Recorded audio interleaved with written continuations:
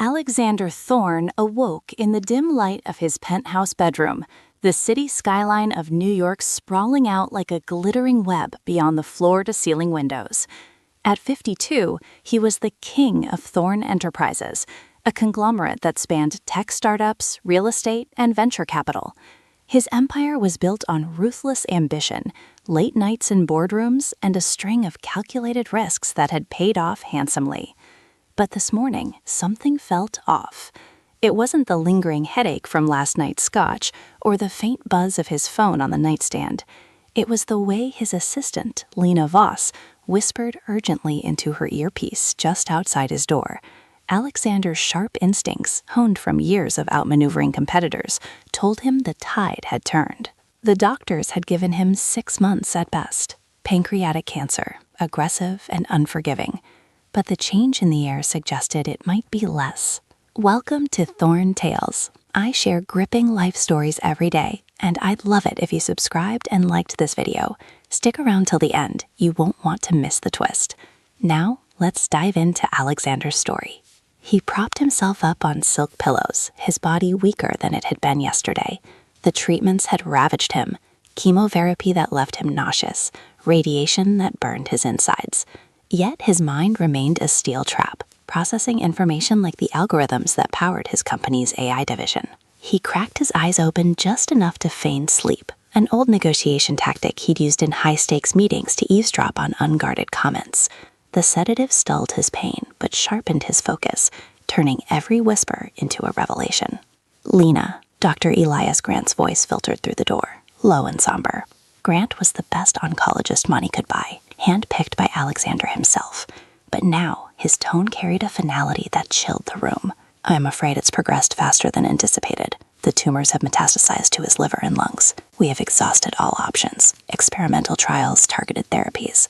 At this rate, weeks, not months. Maybe 2 at most. I'm sorry. Silence followed, heavy as lead. Alexander's heart pounded steadily, defying the betrayal of his body.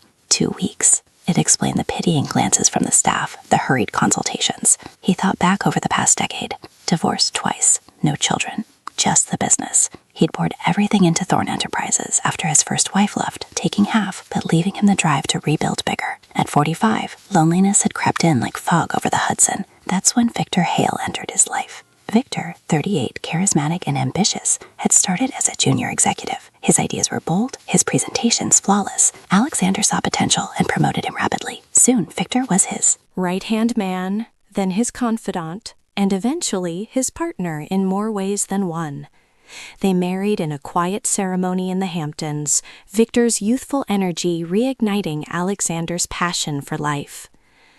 But now, as the door creaked open, Alexander smelled Victor's signature aftershave, crisp and oceanic, a gift from their anniversary trip to Monaco. Victor approached the bed, his footsteps measured, and sat gently, taking Alexander's hand. Alexander kept his breathing even, simulating the deep slumber induced by morphine. The staff had assured Victor he was out cold. What came next seared into Alexander's soul like a brand. Finally, Victor murmured, his voice a velvet blade laced with venom.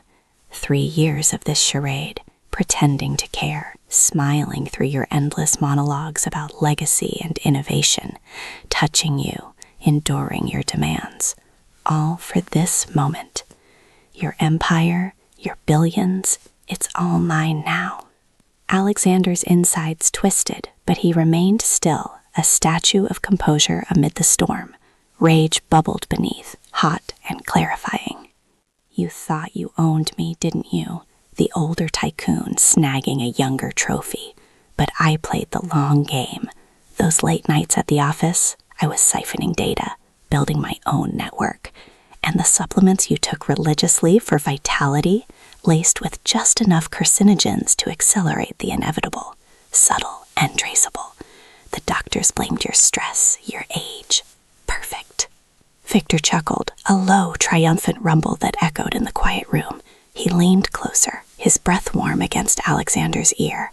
Soon, I'll dismantle Thorne Enterprises piece by piece, sell off the assets, pocket the profits. Your precious legacy, dust, and no one will suspect a thing. He released Alexander's hand with a casual pat, straightened his tie in the mirror, and left, calling out to Lena in the hall with feigned concern. "Keep me updated on any changes. I have meetings, but I'll rush back if needed." His voice cracked artfully, the consummate actor. The door clicked shut. Alexander's eyes snapped open, staring at the ceiling as puzzle pieces locked into place. The unexplained fatigue starting a year ago, the odd blood work dismissed as anomalies. He'd trusted Victor implicitly, sharing access to everything, accounts, patents, secrets. But 2 months back, during a routine checkup, Alexander had sent samples to an independent lab in Boston, paranoid from years in cutthroat business. The results arrived last week, traces of a rare industrial toxin, one used in microelectronics, but lethal in cumulative doses. He'd brushed it off as contamination, ordered retests. The confirmation came yesterday, poisoned, systematically. Fury crystallized into resolve. He wouldn't fade quietly. With 2 weeks, he'd strip Victor of everything. But his body betrayed him, limbs heavy, vision blurring. He needed an ally, someone unconnected, invisible to Victor's web. A soft knock interrupted his thoughts. The door opened to reveal Miguel Reyes, the night janitor, wheeling in a cart of fresh linens. Miguel, mid-30s, Hispanic with calloused hands and weary eyes, had been with the building staff for years. Alexander had noticed him, quiet, efficient, supporting a family back in Mexico on meager wages. "Miguel," Alexander rasped, his voice a shadow of its former command. The man startled, pausing mid-step. "Mr. Thorne, you okay? Need the nurse?" "No. Close the door. I need your help." Miguel hesitated, glancing at the hall, but the authority in Alexander's gaze pulled him in. He shut the door softly. "I'm dying, Miguel, but not naturally. My husband, he's killing me for the inheritance." Miguel's eyes widened, shock etching his features. "Senor, I can't." "Listen, call my lawyer, Rebecca Stein. Number's in my phone there. Tell her Alexander needs her urgently. Personal emergency." Miguel fidgeted, fear of involvement clashing with empathy. "I could lose my job, my visa." "Do this, and I'll ensure you're set for life. I know about your family, the remittances, the debts from your sister's surgery. This will clear it all, give you a fresh start." Hope flickered in Miguel's eyes, mingled with doubt. He thought of his cramped apartment in Queens, the endless shifts. Swallowing hard, he grabbed the phone, dialed.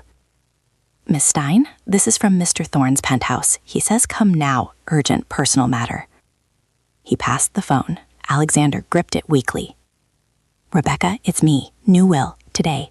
Bring a notary. And not a word to Victor. He's poisoning me. This is revenge." Rebecca paused. Then, "On my way. 30 minutes. I'll handle the details." Miguel sat awkwardly as time ticked by. Alexander outlined the plan in hushed tones, his mind racing despite the fatigue. Rebecca arrived, a sharp 48-year-old in a tailored suit, flanked by her paralegal, Jamal Khan, 28, carrying a briefcase. She assessed Miguel quickly. "Alexander, explain."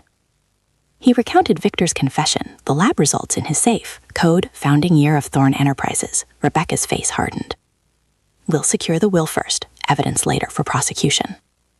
"I leave everything to Miguel Reyes. He'll compensate you handsomely." Rebecca eyed Miguel. "You understand? This makes you heir to billions, but Victor will fight. Lawsuits, threats?" Miguel nodded, steeling himself. "For my family, yes."